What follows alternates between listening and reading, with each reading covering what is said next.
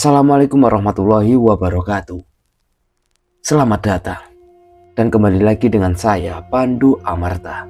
Kali ini saya akan menceritakan sebuah kisah Pandu Wiratama dengan judul Kendat. Gimana keseruan cerita ini? Langsung saja kita memasuki ceritanya. Kendat, ucap salah seorang bapak-bapak yang sedang ngopi di salah satu warung dekat rumahnya. Apa kalian tahu dari satu kata itu? Tambahnya dengan pertanyaan. Sedangkan orang-orang yang berada di warung tersebut langsung menatap kepada bapak-bapak yang baru saja berbicara itu.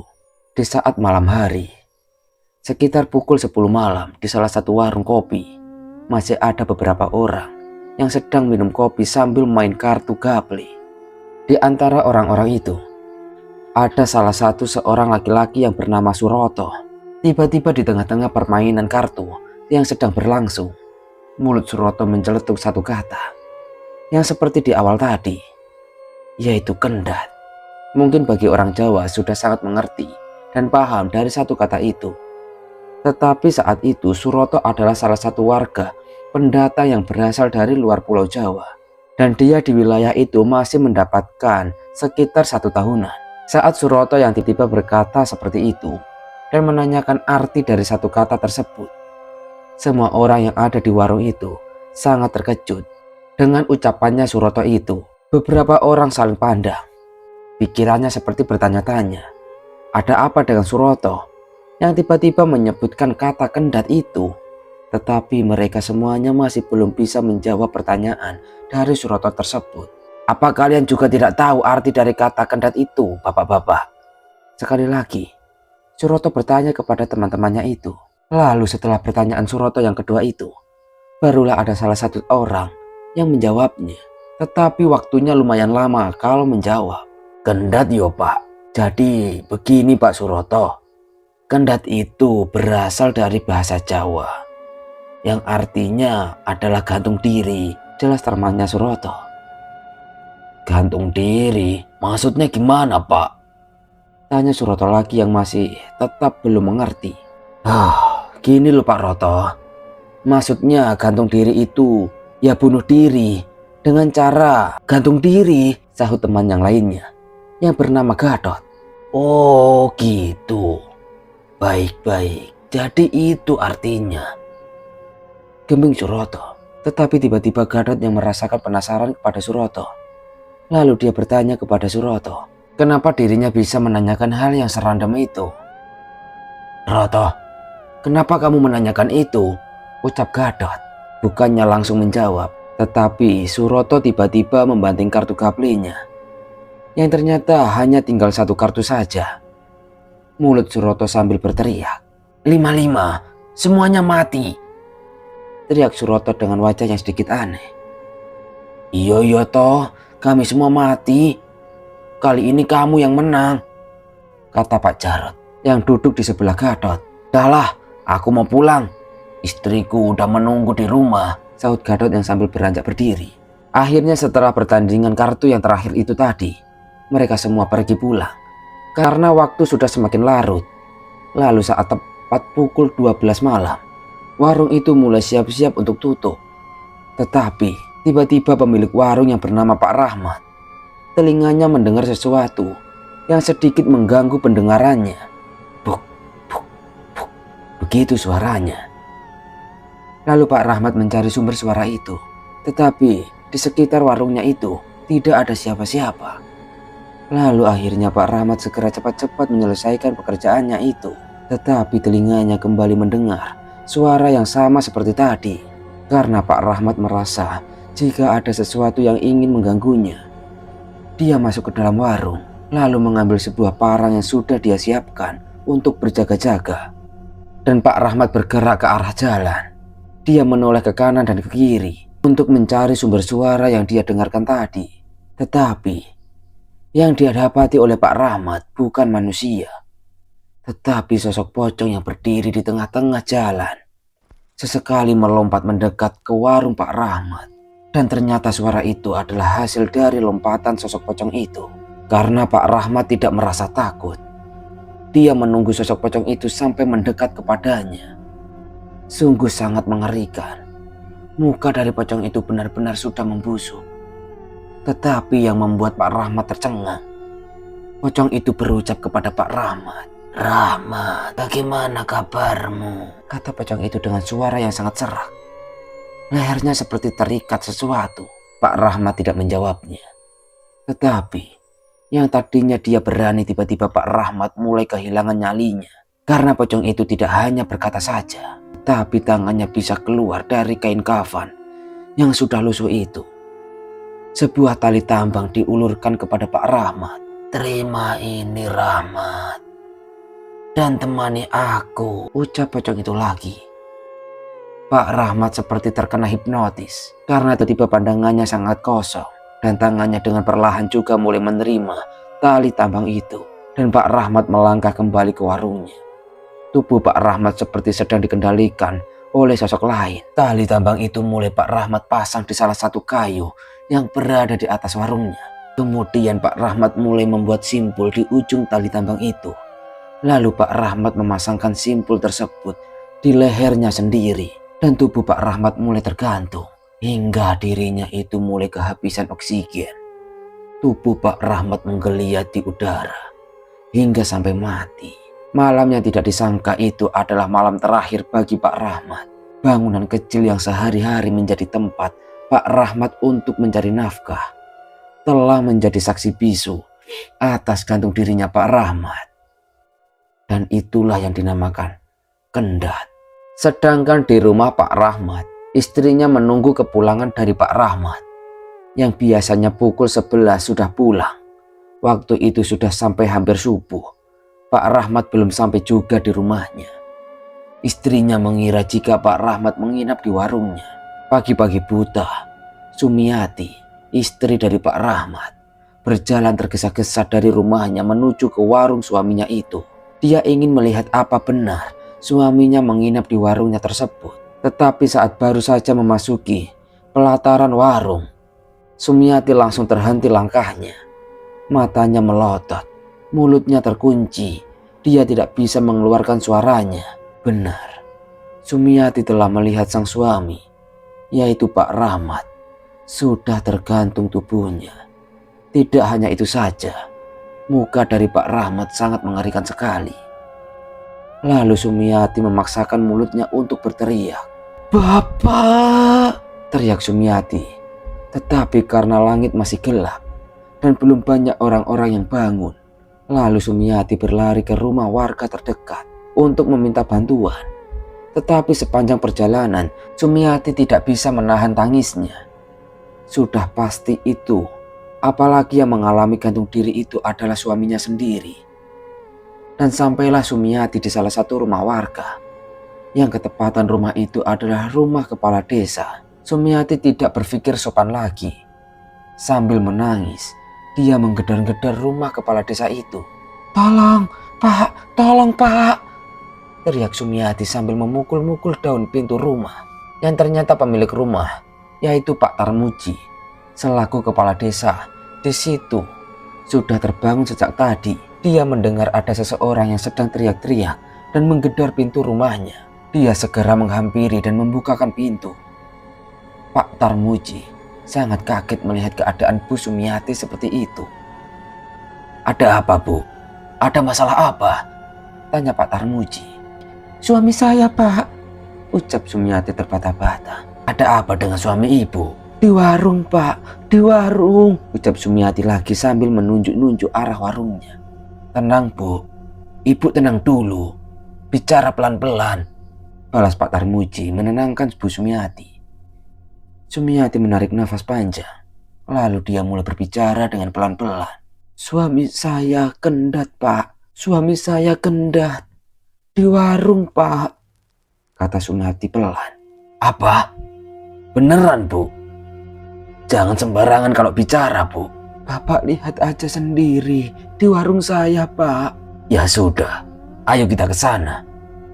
Pak Tarmuji menemani Bu Sumiati untuk ke warungnya lagi. Dan saat sampai di warung, Pak Tarmuji melihat dengan kepalanya sendiri jika Pak Rahmat benar-benar gantung diri. Lalu Pak Tarmuji selaku kepala desa langsung bertindak apa yang harus dia lakukan. Pak Tarmuji langsung memanggil beberapa warga yang lainnya untuk membantu Bu Sumiati mengurus suaminya itu. Tubuh Pak Rahmat diturunkan oleh para warga, dan di hari itu juga jasad Pak Rahmat dikuburkan. Dan kejadian gantung diri Pak Rahmat menjadi bahan pembicaraan di desa itu. Tetapi hal-hal ganjil mulai dialami beberapa warga desa. Kenapa yo? Semenjak kematian Pak Rahmat, desa kita ini terasa sangat wingit sekali, ucap salah satu warga yang pulang dari surau. Iya ya, aku juga begitu loh, kelas temannya yang ternyata juga merasakan hal yang sama. Apa mungkin itu hanya perasaan kita saja? Mungkin, bisa jadi. Tiba-tiba telinga kedua warga desa itu mendengar sesuatu yang sangat jelas. Buk, buk, lagi-lagi suara itu. Tetapi mereka berdua tidak merespon suara tersebut. Mereka berdua terus saja jalan, hingga suara itu kembali terdengar dengan sangat jelas di telinga mereka. Buk, buk, buk. Suara itu semakin jelas seperti berada di belakang mereka. Lalu mereka berdua berhenti berjalan dan saling menatap. Kamu dengar suara itu? Tanya salah satu darinya. Temannya itu mengangguk dan menjawab dengan lirih. Iya, dengar. Jelas banget suaranya. Jawabnya. Sepertinya suara itu ada di belakang kita, ucapnya lagi. Lalu dengan bersamaan mereka berdua menoleh ke belakang untuk memastikan sosok apa yang sedang mengikuti mereka berdua. Tetapi saat mereka melihatnya, tubuh mereka langsung terbujur kaku. Mereka berdua tidak bisa bergerak sama sekali. Dan yang mereka lihat itu adalah sosok pocong dengan kain kafan yang sangat lusuh. Sosok pocong tersebut mengeluarkan tangannya kepada mereka berdua sambil memegang dua tali tambang. Tahir, Mulyo, ambil dua tali tambang ini, kata yang keluar dari mulut sosok pocong itu. Ternyata dua warga desa yang pulang dari surau itu bernama Mulyo dan Tahir. Anehnya, saat mereka lihat sosok pocong itu, kesadaran mereka berdua langsung seperti menghilang begitu saja. Dan mereka berdua dengan santainya menerima tali tambang yang diberikan oleh sosok pocong tersebut. Dan tanpa diperintah lagi, Mulyo dan Tahir langsung mencari pohon untuk mengikatkan tali tambang. Yang akan mereka lakukan adalah gantung diri, yang biasanya orang Jawa menyebutnya hanya dengan satu kata, yaitu kendat. Di mana leher mereka berdua sudah terikat dengan tali tambang tersebut, dan tubuh mereka mulai menggeliat saat sudah tergantung. Dan akhirnya Mulyo dan Tahir malam itu telah tewas dengan cara gantung diri. Kematian Mulyo dan Tahir itu membuat para warga kembali gempar, karena baru beberapa hari yang lalu Pak Rahmat juga meninggal dengan cara yang sama seperti Mulyo dan Tahir. Tetapi meskipun seperti itu, warga-warga yang lainnya masih belum bisa merasakan jika desa itu sedang diteror oleh pocong yang menyebarkan tali tambang kematian. Lalu saat paginya, tubuh Mulyo dan Tahir telah ditemukan oleh beberapa warga dan langsung dievakuasi. Dan yang mengerikannya lagi, saat jasad mereka berdua sedang dimandikan, mulut dan mata mereka berdua tidak bisa dikembalikan seperti semula. Jadi mata mereka tetap melotot dan mulutnya terbuka dengan lidah yang masih menjulur keluar. Bukannya mereka adalah warga yang baik, tapi mengapa mereka berdua ini meninggalnya dengan cara yang tidak wajar ya? Kata salah satu orang yang memandikan tubuh mereka berdua. Sudahlah Pak, kita diam saja. Kita jalankan tugas kita dengan baik. Sebagai pemandi jenazah, untuk hal seperti ini cukup kita saja yang tahu, jawab istrinya. Jadi tubuh Mulyo dan Tahir dikafani dengan wajah yang tidak sempurna. Lalu setelah itu jasad mereka berdua dibawa ke pemakaman untuk dikebumikan. Tetapi lagi-lagi saat ingin melepaskan tali pocong di bagian kepalanya, orang yang bertugas melepaskan tali itu sangat kaget melihat muka yang mengerikan seperti itu. Karena pemandangan mata jasad itu melotot kepada orang yang mau melepaskan talinya. Dan akhirnya tali pocong di bagian kepala tidak jadi dilepaskan dan tetap dibiarkan masih terikat begitu saja. Tetapi jika tali pocong itu belum dilepas, hanya orang yang bertugas di liang lahat saja yang tahu. Jadi tidak semua orang tahu jika tali itu belum dilepaskan. Setelah itu proses pemakaman segera diselesaikan. "Bang, tali pocongnya belum aku lepas loh," kata lelaki yang bertugas di liang lahat tadi. "Sama, aku juga. Soalnya waktu aku buka kain kafannya, mukanya serem banget. Aku jadi kaget dan langsung naik. Orang-orang malah mengiranya sudah selesai. Jadi langsung ditimbun," balas temannya yang sama-sama bertugas. "Dahlah, semoga tidak terjadi apa-apa." Di keesokan harinya, di salah satu sekolah, saat seorang guru sedang mengabsen murid-muridnya, tiba-tiba saat ada salah satu nama murid yang dipanggil, tetapi tidak menjawab. "Imam," panggil guru itu. Tidak ada jawaban, dan sekali lagi guru tersebut memanggilnya. "Imam." "Imam kemana?" kata guru itu lagi. "Imam tidak masuk, Bu," jawab salah satu murid perempuan. "Kenapa tidak masuk? Tumben Imam tidak masuk," kata guru tersebut heran. Dikarenakan murid yang bernama Imam itu adalah salah satu murid yang teladan. Dia jarang sekali membolos sekolah. "Ayahnya meninggal, Bu," sahut seorang murid laki-laki yang ternyata itu adalah tetangganya Imam. "Innalillahi," geming guru itu. Lalu pembelajaran pagi itu diteruskan tanpa ada halangan sama sekali hingga waktu pulang telah tiba. Lalu seorang guru itu tadi ingin segera pulang. Karena dia selaku wali kelas Imam, dia ingin berkunjung ke rumahnya untuk bertakziah. Ibu guru itu bernama Dewi. Dan saat sampai rumah dia mengajak suaminya untuk datang ke rumah Imam. "Mas, anterin aku ke rumah salah satu muridku, Mas," kata bu guru Dewi. "Kenapa memangnya, Dek? Orang tuanya meninggal. Murid itu salah satu murid yang teladan loh." "Ya udah, ayo siap-siap dulu." Hari itu juga sekitar pukul 3 sore, Bu Guru Dewi berangkat berkunjung ke rumah Imam dengan diantar oleh suaminya. Rumah Imam berada di desa yang berbeda dengan Bu Guru Dewi. Dan saat sampai di desa Imam, sudah memasuki waktu maghrib. Tetapi baru saja masuk di desa Imam, suami Bu Guru Dewi sudah diperlihatkan dengan hal yang mengerikan. Benar, mereka berdua sudah disambut dengan wujud sosok pocong di pinggir jalan. Tidak hanya satu wujud pocong, tetapi ada 4 sosok pocong yang memperlihatkan wujudnya. "Sepertinya desa ini sedang tidak baik-baik saja," geming dalam hati suami Bu Guru Dewi. Saat melihat kesepian mobil, ternyata ke-4 pocong itu mengikutinya. Ternyata tidak hanya suami Bu Guru Dewi saja yang melihatnya, tetapi Bu Guru Dewi juga melihat ke-4 pocong itu. "Mas, kita sedang diikutin ya?" kata Bu Guru Dewi. "Iya, Dek. Dah biarin aja, nanti pergi sendiri mereka." Hingga akhirnya Bu Guru Dewi telah sampai di rumah Imam. Ternyata rumah Imam masih banyak warga yang sedang mengaji tahlilan.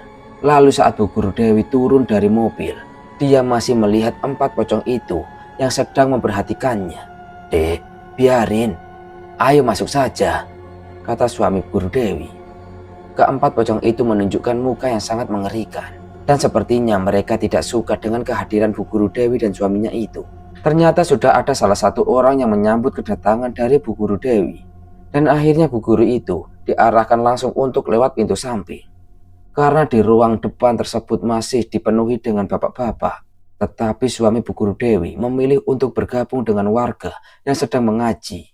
"Sini Mas, duduk di sini saja," sambut salah satu warga yang duduk di dekat pintu depan itu. "Iya Pak, terima kasih." Suami Bu Guru Dewi itu mengikuti pengajian tersebut hingga selesai. Tetapi saat para warga ingin pulang, tiba-tiba hujan turun dengan begitu derasnya. Bahkan juga dibarengi dengan petir. "Padahal hawane panas yo Mas. Kok tiba-tiba hujan yo?" kata warga yang duduk di sebelah suami Bu Guru Dewi. "Iya Pak, padahal saya baru datang tadi. Langitnya sangat cerah loh." "Lah iya toh Mak. Lah ya itu loh Mas. Oh iya, Masnya ini saudaranya Pak Thohir yo," ucapnya lagi. "Bukan Pak." "Loh, kalau bukan saudaranya Pak Thohir, lalu Masnya ini dari mana? Kok bisa sampai ke sini?" tanya warga itu lagi. "Jadi anaknya almarhum Pak Thohir itu muridnya istri saya Pak," Jadi saya kesini itu nganterin istri saya aja. Kebetulan pas bersamaan dengan pengajian tahlil ini, jelas suami Bu Guru Dewi. Warga itu mengangguk-angguk dan dia kembali mengucapkan pertanyaan lagi. Nama masnya siapa? Dari tadi ngobrol sampai lupa bertanya namanya. Iya Pak, nama saya Tirta Pak, jawab suami Bu Guru Dewi yang ternyata bernama Tirta.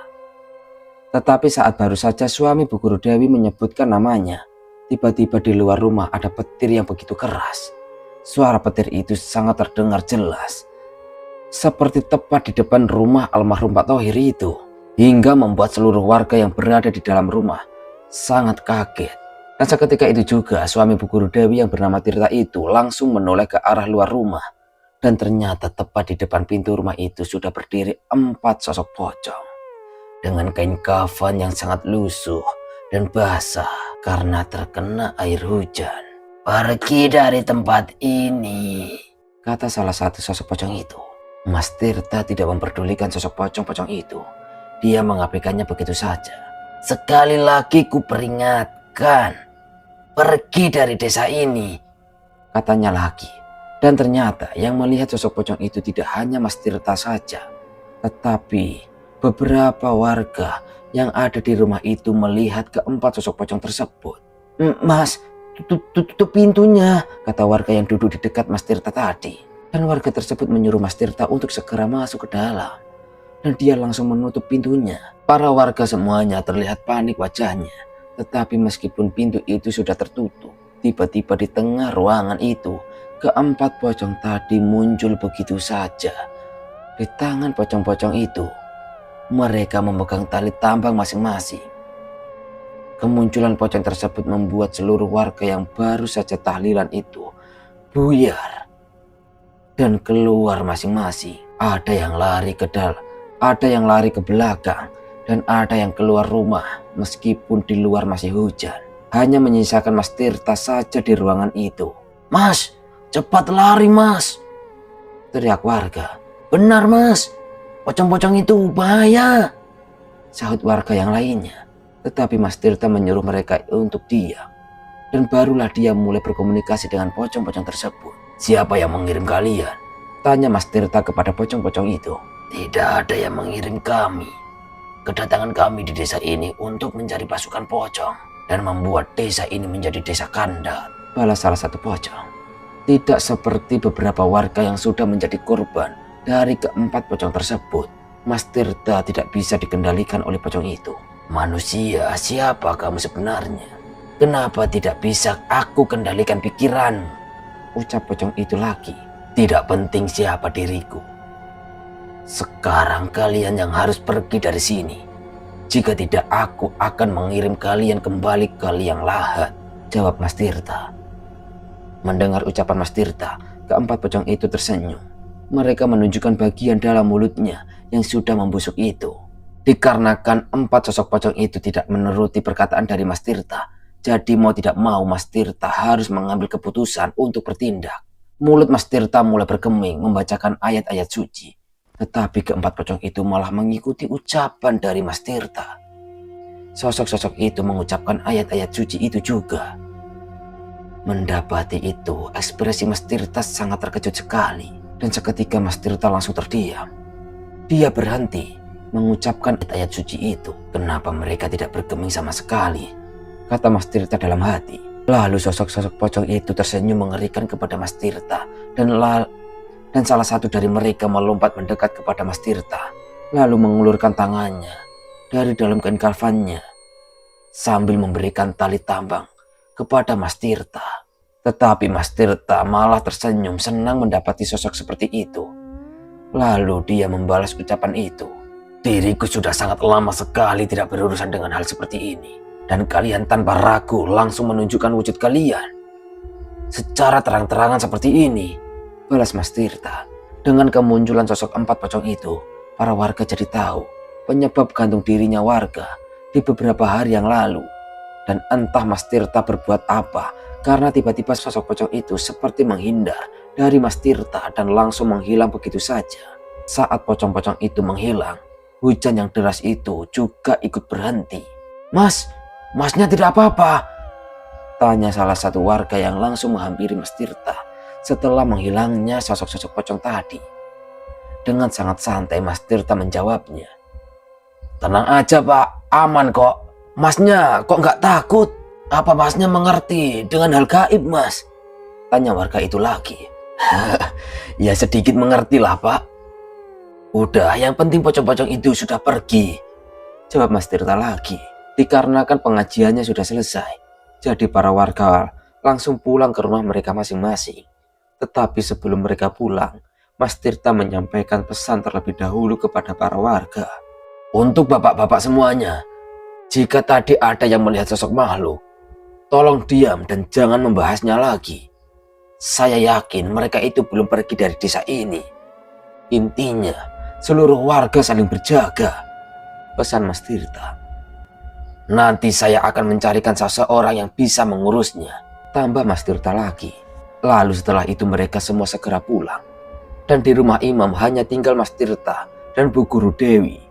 Lalu karena waktu sudah semakin malam, Bu Guru Dewi akhirnya berpamitan pulang kepada imam dan ibunya. Bu, terima kasih ya sudah mau datang ke sini, kata imam kepada gurunya itu. Yole, kamu yang sabar yo, balas Bu Guru Dewi. Dan ini Bu, ada sedikit bantuan dari teman-teman imam. Bu Guru Dewi memberikan sebuah amplop kepada ibunya imam.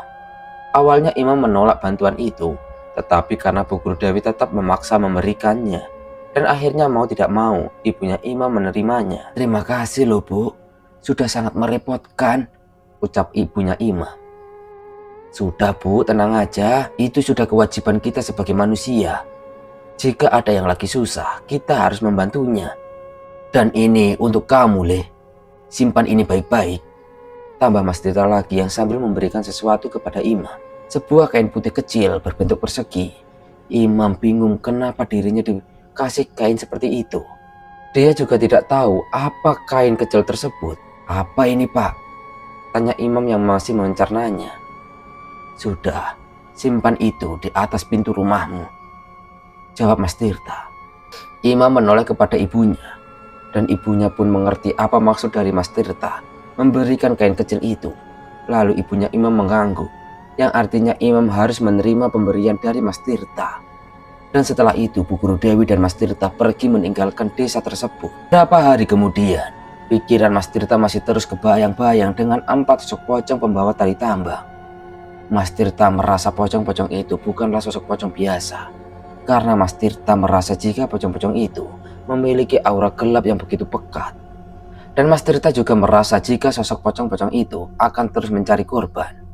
Dan dia ingin meminta bantuan kepada saudaranya yang sudah biasa menangani masalah gaib seperti itu. Lalu Mas Tirta segera menghubungi saudaranya itu. Tetapi ternyata saudaranya tidak bisa membantunya secara langsung karena masih ada urusan lain. Mau tidak mau Mas Tirta harus menanganinya sendiri. Mas Tirta menghubungi saudaranya itu saat siang hari. Tetapi tiba-tiba saat malamnya ada seseorang yang datang ke rumah Mas Tirta. Kula nuwun, suara seseorang di depan pintu rumah Mas Tirta. Ya bentar, pintu dibuka oleh Mas Tirta.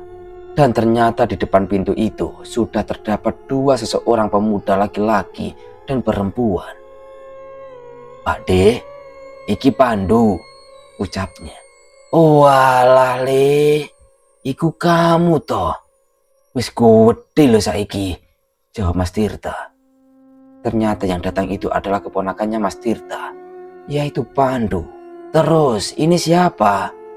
Kekasihmu? Tanya Mas Tirta kepada Pandu. Pak D ini yo, bisa aja bercandanya, balas Pandu lagi. Karena perbincangan antara Pandu dan Mas Tirta itu, Dewi yang berada di dalam rumah merasa penasaran siapa yang datang sebenarnya. Mas, anak sopo toh? Tanya Dewi kepada suaminya itu. Ini Dek, coba kamu lihat siapa ini, balas Mas Tirta. Dan Dewi pun juga keluar untuk menghilangkan rasa penasarannya. Lalu saat melihat jika yang datang adalah Pandu, muka Dewi begitu sangat senang sekali. Dan saking senangnya, Bu Guru Dewi langsung memeluk Pandu dan mencium pipinya. Ayo masuk dulu, Bude sangat kangen sama kamu loh Le, ucap Dewi. Ini siapa Le? kok cantik sekali. Tambah Dewi yang baru saja melihat ada perempuan di samping Pandu. Kenalkan Bude, namanya Putri. Dia teman Pandu. Dan sudah beberapa waktu tinggal di rumah, jawab Pandu. Salam kenal Bude, Pak De, ucap Putri dengan lembut. Ya udah, ayo kalian masuk dulu, istirahat di dalam. Kalian pasti capek kan? Kata Dewi mengajak mereka berdua untuk masuk ke dalam rumah. Pandu dan Putri masuk ke dalam rumah Bu Guru Dewi dan Mas Tirta. Ya, Tirta Amarta adalah saudara kandung dari Rama Amarta. Tetapi Tirta sudah tidak pernah berurusan dengan hal-hal gaib. Sudah cukup lama Pandu duduk di kursi ruang tamu. Dia duduk bersanding dengan Putri. Mbak Ayu kemana Bude? Tanya Pandu. Itu ada di kamar, mungkin lagi ngerjain tugas kuliahnya. Bentar ya Bude panggilin, balas Dewi. Dewi segera beranjak meninggalkan ruang tamu. Tumben kamu kesini, ada apa? Tanya Tirta kepada Pandu. Begini loh, tadi itu katanya Pak D Tirta habis menghubungi Bapak untuk membantu masalah yang sedang Pak D hadapi. Tapi Bapak kan nggak bisa, jadi Bapak menyuruh Pandu untuk menggantikannya, terang Pandu.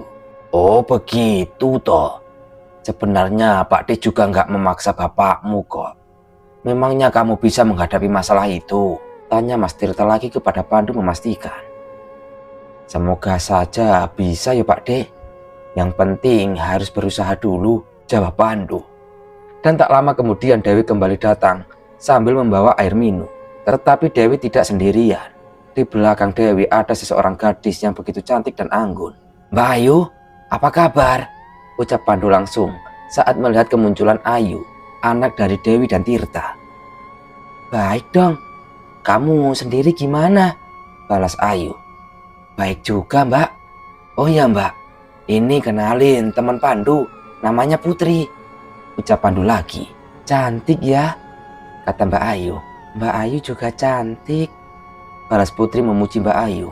Sebelum Pandu menghadapi masalah di desa yang sedang mengalami masalah spiritual, dia beristirahat terlebih dahulu dan rencananya dia dan Putri akan ke desa itu besoknya. Mbak Ayu mengajak Putri untuk beristirahat di kamarnya, sedangkan Pandu sendiri memilih beristirahat tetap di kursi ruang tamu. Tetapi saat sepertiga malam, tiba-tiba Pandu terbangun dikarenakan dia kedinginan. Tetapi entah pendengaran Pandu mendengar sesuatu dari arah pintu depan. Duk, duk, duk. Seperti itu suaranya. Seperti ada sesuatu yang membentur daun pintu dengan pelan. Pandu merasa penasaran itu suara apa, karena suaranya terus saja berulang. Suara apa itu? Mengganggu orang yang sedang beristirahat saja, geming Pandu. Dan mata yang masih menahan rasa mengantuk, Pandu mulai berdiri dan melangkah menuju ke pintu depan. Tetapi Pandu tidak langsung membukakan pintu itu. Dia mengintip dari jendela terlebih dahulu, dan saat dilihat ternyata tidak ada siapa-siapa di depan pintu rumah. Tetapi perasaan Pandu merasa jika ada yang sedang mengganggu rumah Pak D-nya Pandu itu. Karena Pandu tidak mendapati sesuatu, dia kembali ke kursi lagi dan ingin melanjutkan untuk istirahat kembali. Tetapi belum sempat Pandu duduk, tiba-tiba dia kembali mendengar suara yang sama seperti tadi. Jangan kurang ajar, siapa sih yang sebenarnya mengganggu? Geming Pandu kesal, dan saat itu suaranya bertambah keras. Lalu Pandu kembali menuju ke pintu depan itu, dan dia kembali melihatnya. Masih tetap tidak ada siapa-siapa di depan pintu. Tetapi kali ini Pandu mulai melihat ke seluruh pelataran di depan rumah. Dan Pandu sekilas melihat ada bayangan sosok yang sedang berdiri di seberang jalan. Itu dia, dasar setan rendahan, geming Pandu emosi. Dia menunggu di pintu dan benar saja tak lama kemudian daun pintu itu kembali ada yang membenturnya. Dengan cepat Pandu langsung membuka pintu. Benar saja, saat pintu Pandu buka, ada sosok pocong yang melompat-lompat menjauhi pintu itu. Berhenti! Teriak Pandu. Pocong tersebut langsung menghentikan lompatannya, dan dia berbalik menghadap kepada Pandu. Pocong itu menunjukkan wajah yang mengerikan kepada Pandu. Tetapi Pandu tidak takut sama sekali. Pocong itu tersenyum mengerikan kepada Pandu. Tidak usah menunjukkan wajah jelekmu itu. Melihatnya saja aku sudah jijik, kata Pandu. Apa maumu datang ke rumah ini? Tambah Pandu lagi. Pocong tersebut tidak mengeluarkan suara sama sekali. Dia menggoyangkan badannya dengan perlahan. Lalu tak lama dari gelapnya malam, tiba-tiba muncul ada 3 pocong lainnya. Aku tahu, ini toh pocong yang dimaksud Pak D kemarin, geming Pandu.